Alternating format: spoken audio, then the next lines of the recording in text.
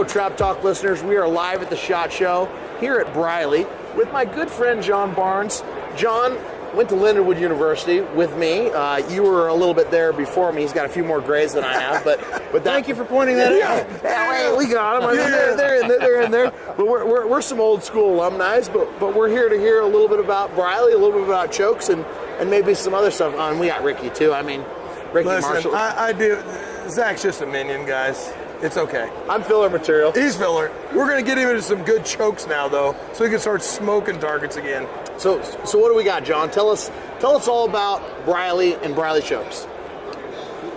So that can be a real mouthful because Briley makes a little bit of everything. Of course, the biggest product, the thing that we're best known for, are our choke tubes, of course. We make factory replacement chokes for guns that are threaded from the factory. We have a lot of chokes that focus on target shooting. We have several chokes that focus on hunting. Yep. And we also, another large part of our business is threading barrels that have fixed chokes. So we can add thin wall chokes into just about any type of barrel that's out there. Then we also do make sub-gauge tube sets. These fit right in my Krieghoff shotgun. I've got some Brileys, and they will smoke targets in skeet because I do shoot all the disciplines. So I know, John, you come from a skeet shooting background, right? I mean, that's where you've made All-American teams before and state teams and everything. So a couple of them. Are those guys using more tubes, or are they using more fixed barrels like 12 gauge, 20 gauge, 28, 410 set barrels, or four barrel sets? I mean, what's more common that you're seeing from the guys that are really winning? In skeet competition, about the most common thing that you'll see is somebody is shooting a tube set in their gun. Okay. You will see some people shooting 4-barrel sets, very few people shooting separate guns for different events. Okay. In sporting clays, it's a little bit of both, actually. Some people prefer to shoot tubes. Some people prefer to shoot, don't want to knock the hats That's over. okay. I don't want to lose my free hats. Little swag time. There we go. Remington's going to have to take a seat. It's okay. Now I get 2 logos in. You like that? Can't believe it fits that melon. I know. Look at this. It's like a bastard house cat, you know? So you said in sporting clays. In sporting clays, it's really a mixed bag because some people prefer to shoot barrel sets or separate guns. Then some people do prefer to shoot a tube set. Okay. So we see a little bit of both, but in skeet shooting, it's almost completely tube sets and oftentimes in a carrier barrel. And that's where we bore out a barrel, no longer fire 12 gauge through it, but it's meant to be very, very close to the same weight of your designated 12 gauge barrel. I see. Yeah. So you'll take a barrel, make it no longer 12 gauge, just for tubes only. Correct. We take a lot of weight out of it. Like these are you can just drop these in some of the guns versus, like he's saying. Yeah, that's a drop-in set versus a fitted set. The fitted sets are one-to-one hand fit to the barrel. Yeah. Custom. Correct. And they're going to be a lot better for someone that's wanting to do it high level. Well, you have a carrier barrel. They are. The drop-ins work very, very well. But the fitted tube sets, they're really the best way to go. Okay. One-to-one hand fit to your barrel. And especially when you get a carrier, because when you have a carrier barrel that's match weight to your 12-gauge barrel, no matter what gauge you're shooting, you have the same sight picture, you have the same weight and balance, and your gun's going to swing the same. Okay. And one thing people don't take into consideration about barrel sets, they're great, they're fun. I have a couple barrel sets. I don't tell my boss about them. But the barrel sets, when you have that smaller diameter pipe on the outside, that's actually part of your sight picture, even if you're looking over the top of the rim. Correct. So when you're used to seeing a big, wide 12-gauge barrel, Yep. and you have a little pencil 410 barrel out there, it's a different sight picture. With tubes, you have the same weight and balance, same sight picture. So I would think it's probably an advantage, at least for consistency, to use a tube set. From sight picture, moving, weight, and everything, I would think, because they can't make the 4-barrel sets exactly the same just because of what you mentioned, the width of the barrel. You can add the weight but you to can't the get barrel, but the sight pick, because I've shot them all, and I've got, barrel sets too. And the same thing, I actually shot a little bit better when I shot skeet with my 12-gauge barrel, the carrier barrel with the tubes. Or even, just drop it in my gun. It's a little heavier, but, for a quick deal, I mean, it works. But the drop it, like a skeet shooter your caliber, the Clay Baldwins, the Schaefer Stanfields, which they're both here at the show, they're using the, carrier barrels with the weighted tubes, so it matches everything good. So, I mean, I know we're not using that a lot in trap. You know, we're shooting 12 gauges. Yeah, that's all we shoot. The 28 gauge events. Don't tell me you're not shooting the 28 gauge events. He doesn't shoot it. I'm He's a considering. wimp. He is. Well, you know, It's a lot of recoil. A lot of recoil.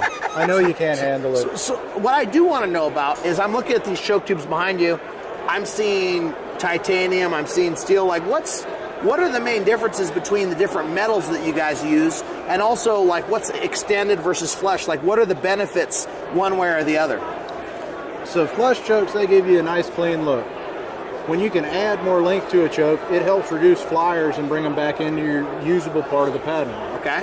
So when you can add more length to a choke, you typically do get better patterning from that. Now for materials, we make almost everything out of 17-4 stainless steel, which is some really tough stuff.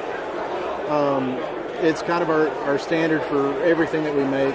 Titanium, the biggest advantage there is it's really, really lightweight.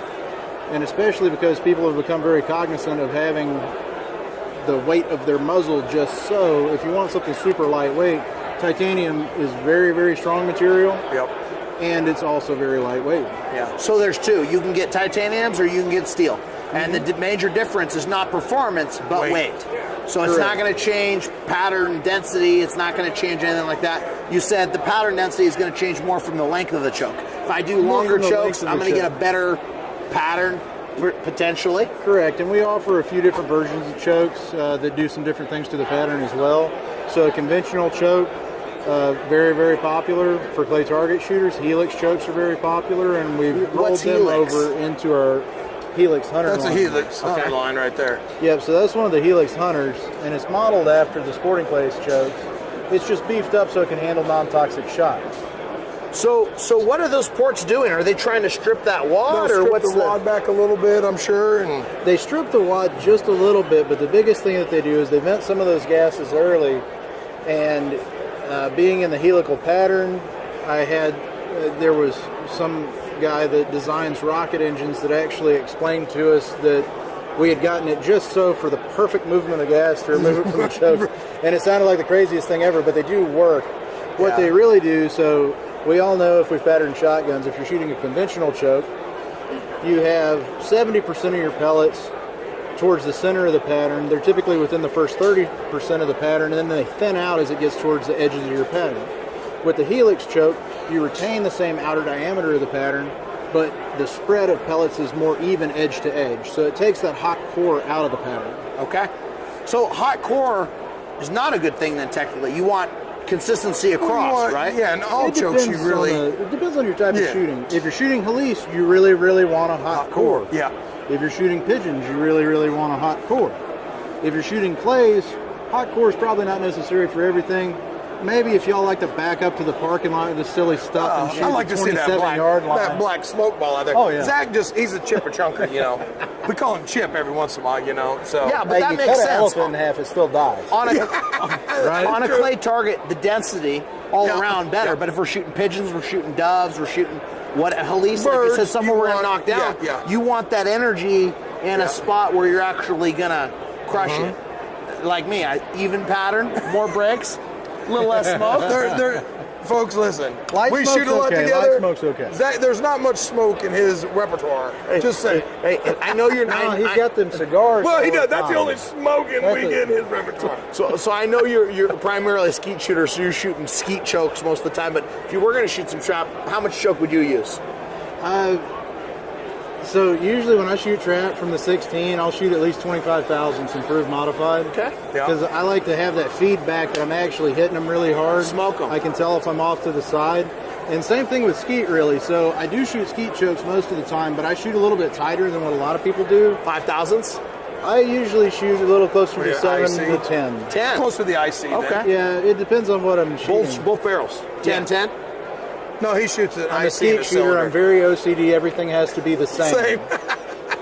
Same. We'll throw in a couple full chokes, you know, like trap. I mean, you know, the center's the center. Now, I do you mean, ever play with that just for fun? Do you ever put fulls in yeah. and shoot skeet and just see what it does? I mean, just to find the It's center. a lot of fun. Just really It's a- blows. that's I when wouldn't do it you in a drop. tournament. Listen, I've done it in shooting a high 8 with a full choke, and all I know is you get a lot of black all over you. It's them white flyers. They're just going away. Yeah. I went to a tournament one time. I got to the tournament. We go out to shoot doubles.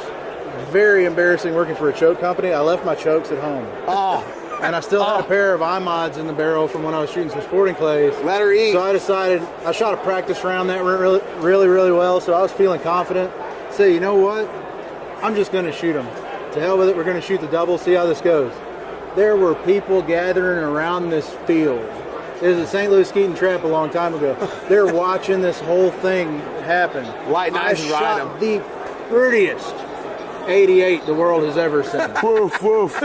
Like Wayne Mays over here. Well, you know what? Hey, listen, it happens. It's one of those deals, Oh, yeah. but Yeah, we switched to 20 gauge for the rest of the events and shot them. It went much better. It happens, but yeah, I mean, it's good feedback. I think, you know, a lot of people, at least in my opinion, I don't see them talk about chokes as much in trap. You know, you kind of leave one in. Yeah. You know, I know I'm a diehard full guy where I just leave the full in. Yep. That's what it is. I got improved mod in my over under, 20, 30, 20 and 30,000. 20, You're 30. standing in a choke booth. You have to change every 5 shots. Every 5 shots. And you have to buy new ones every 200 rounds. It's important for pattern density. The good thing about Briley is they come to a lot of shoots. They support youth programs. They do a lot of discounted stuff for the youth. Hannah and Stormy are always on the road traveling. They'll be at the Grand American. They'll be at Ohio State shoot. I think they come up to the Cardinal Center. They go to the Cardinal Center a Yeah. couple times a year. Yep. You guys And got that- the best gun socks ever. I love those gun socks. Chokes are good. The hats are nice, obviously. I mean, hey, shameless plug. Thanks for the hat. I just stole this. Stop by. If you're here at the SHOT Show, stop by and see us. If not, stop by the one of the shoots that they're at. Contact them. You can get them. Was it Briley.com? Briley.com. Yep. Get a hold of them and get your chokes from them. We love it. Thanks, Cool, that John. was fun, guys. Thanks, buddy. Appreciate it.